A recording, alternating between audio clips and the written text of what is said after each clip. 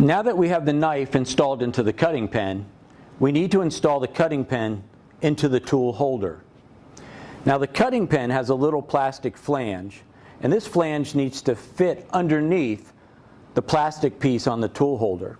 So we're going to insert the cutting pen in, and we're going to place the plastic piece on top of that flange, and we're going to tighten the little knob by turning it clockwise.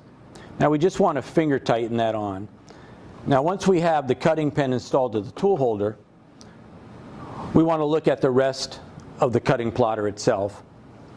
I'm going to move the tool holder out of the way, and we're going to look at these grit rollers. Now there's a grit roller on each side of the plotter, and these grit rollers is what secures the paper to the cutting plotter.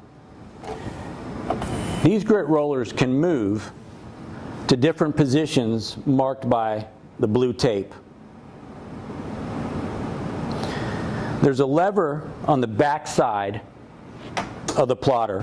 When you raise that lever, the grit rollers move down to grip on top of the paper. When we push the lever down, the grit rollers raise and release the paper.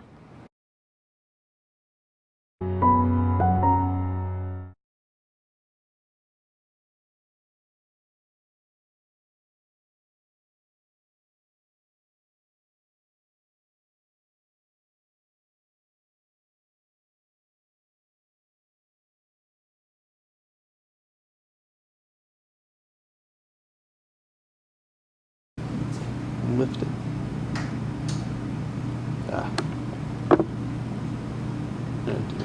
Okay, lift it and lower it again.